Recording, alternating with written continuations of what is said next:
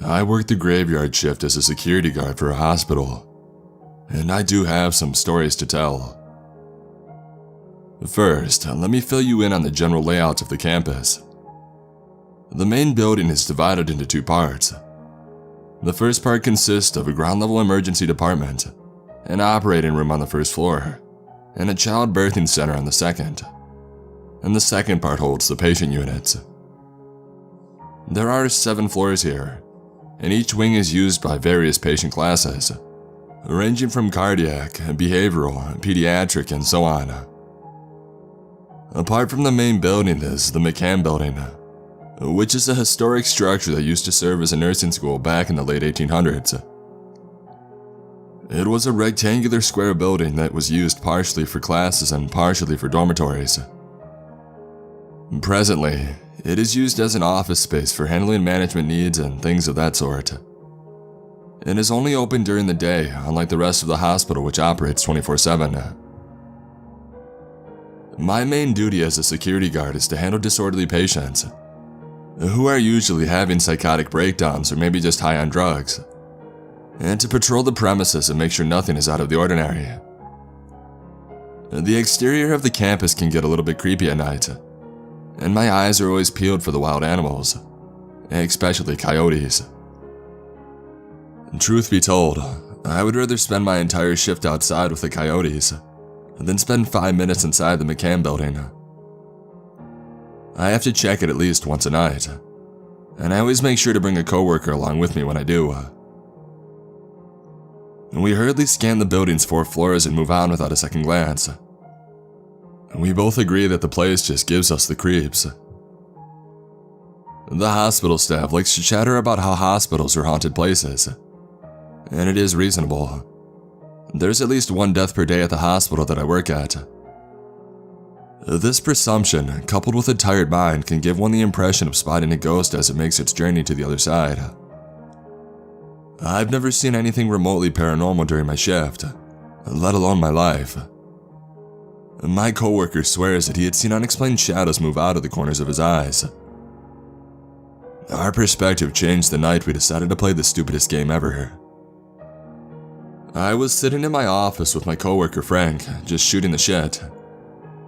Our office was located just outside the emergency department, where we directed lost family members to the rooms of their respective relatives. On this particular night, a mutual buddy of ours named Mark popped his head in. Mike was obsessed with ghosts, and the topic inevitably made its way into our conversation.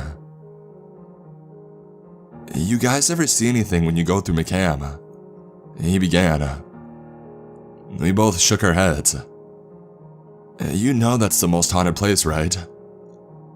I rolled my eyes. "Mark, not this again." "It's true. You know that it used to be a nursing school. Well, apparently, it was a wicked tough one. Exams were brutal.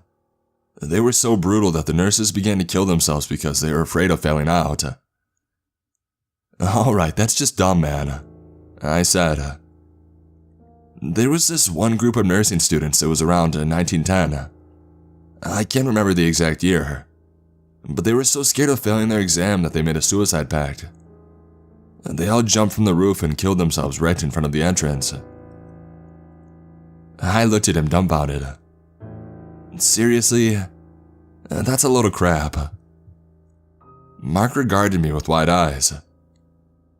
"You don't believe me?" "Not one bit."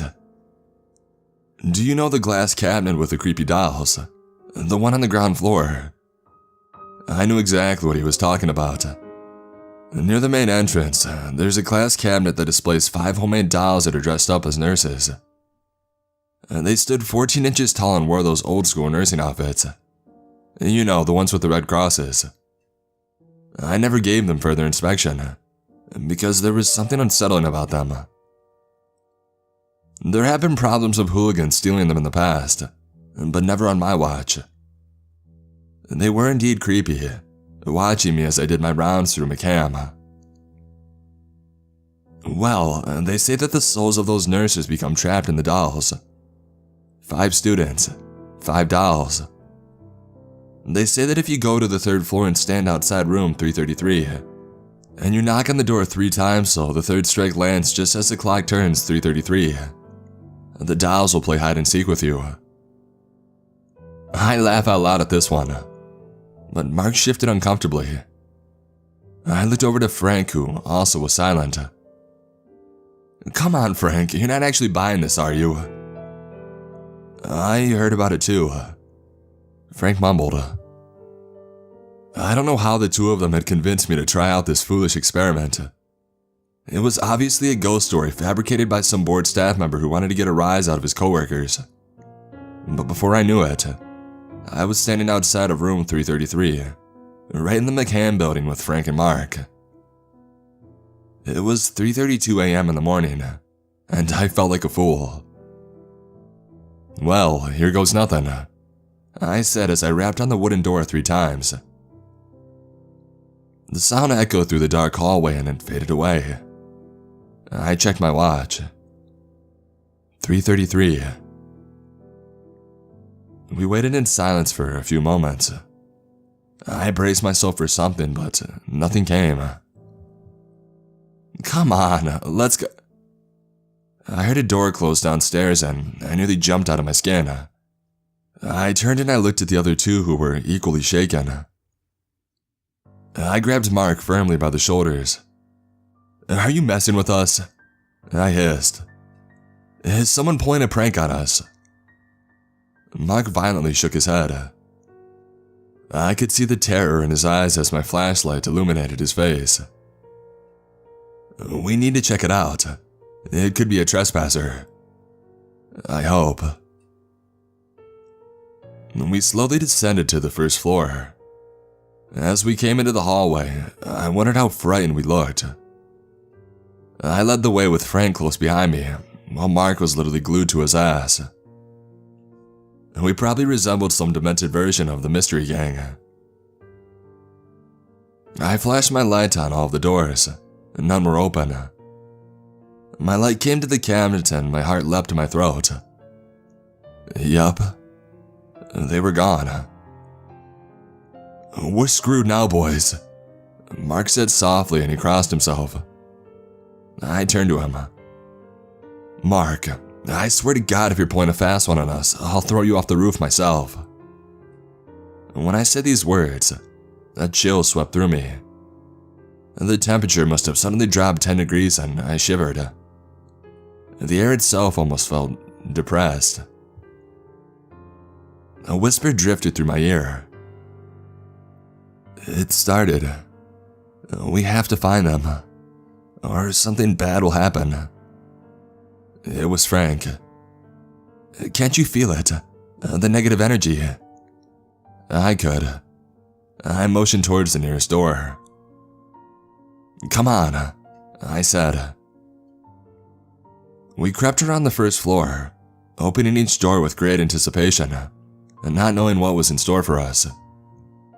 To my relief, the floor was empty, and there was still no sign of those dolls.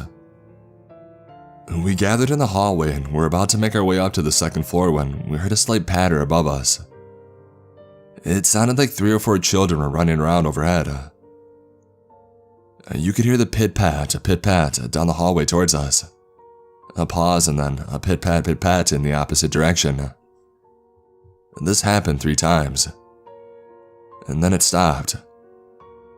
Shit, I thought to myself. Oh, no way. Mark whimpered and turned towards the door. My hand shot out and it found his elbow. Don't be a baby. We're in this together. I could see Mark's face glistening with sweat and his eyes wide with terror. We climbed the stairway with great caution. We clung to each other in fear, savoring each breath as if it were our last. When we came to the hallway, we were greeted by the slight tinkling of bells. The source was coming from the far end of the hallway. I shone my light into the darkness. Nothing. The faint tinkle warmly greeted us. I wanted to turn and run, but something was drawing me in. I slowly led the group towards the sound. I reached one of the doors and I stopped, I motioned to my ear and I pointed beyond the door. The other two nodded. I gripped the doorknob and I slowly let myself in. On the other side of the door was a bathroom. It was one of those old dormitory bathrooms with a rounded sink in the middle and undivided latrines on both sides. In the porcelain sink were 3 dolls. I cautiously approached them and I slowly extended my hand, as if the merest touch would set my hand on fire. I picked one up. It wore a white nurse's dress with a red cross on the right breast. On its head was a white cap with another red cross. Its black hair fell over its face, covering the features. I swept its hair back to reveal a faded, smiling face. Its porcelain skin was icy cool to the touch. I shuddered. We each returned a doll to the cabinet. 2 to go, I thought to myself. Mark and Frank were silent, exhausted from the terror of the night. I was relieved that they were with me. If I had to do this by myself, I would have lost my mind. "Do you think we ought to split up?" Frank whispered. "You know, to cover more ground." I wheeled around and I faced him. "No, don't you ever watch horror movies? No matter what happens, we cannot split up. If the entity is malevolent, it'll kill us when we're alone. If anything, we should tie a rope around us so we don't get separated." My logic trumped their fearful state. Besides, I felt much better with Frank and Mark close by. Glued at the hip, we went to the 3rd floor and inspected it thoroughly. We couldn't find any dolls, and I kept my ears pricked for any noises. And when the 3rd floor seemed safe, we climbed up to the 4th. While in the stairwell, we heard the sound of running footsteps greeting us. We must be getting close to another one. As we stepped into the hallway, the footsteps faded and we watched the door slam shut, making all 3 of us jump in unison. What came next made my balls crawl up into my body. You know that cheesy child's laugh in Roller Coaster Tycoon? The one that you hear over and over again and it makes you want to punch that kid in the face. Well, hearing that same laugh now filled me not with frustration but terror. Raw, uncensored terror. And to my left, Mark was praying. Frank remained as stoic as ever. Together we inched our way towards the door that had closed moments before. I braced myself and I opened it, expecting the worst. Nothing came and I looked inside. The room was empty, save for a ladder that disappeared into a hole in the ceiling. The night sky greeting us. Of course they would hide on the roof. After a quick game of rock, paper, scissors, Frank climbed up the ladder first, with me close behind. We stepped onto a small stone patio. From the roof of the McCann building, the main part of the hospital looked inviting. I caught myself wishing that I was in my office and not playing this stupid game. "Look, there!" Frank pointed to a small figure in the corner of the patio. The doll was propped up against the stone railing that overlooked the main entrance. I picked the doll up and I looked over it. It didn't look so high from here. I wondered that if I would leap from here, would I survive? I grabbed the railing and I began to hoist myself up when Frank called out. "Hey, what are you doing?" I froze. What the hell was I doing? A spell of vertigo gripped me as I backed away from the railing. Did I seriously just consider jumping off? I shook it off. "Come on," I said sullenly. "Let's go find that last doll." We searched McCann for what seemed like hours. We thoroughly swept through the 4 floors twice without any luck.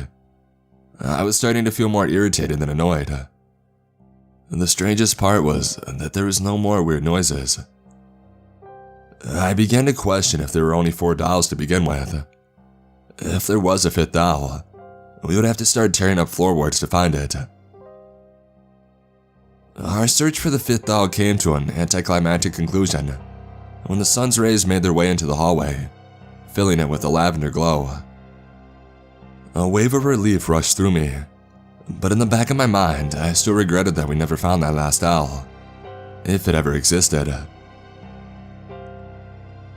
Things have been starting to get weird ever since we played that game. Every morning around 3:30 a.m., I hear the pitter-patter of small feet run by my office, or if I'm on patrol, I hear a child giggling. These things only last a couple of moments, but it always scares me when it happens, even though I expect it. I have returned to McCann since that night, but there are only 4 dolls on display behind the glass. I could have sworn that there were 5. And even worse now, I'm starting to hear these noises coming from my house.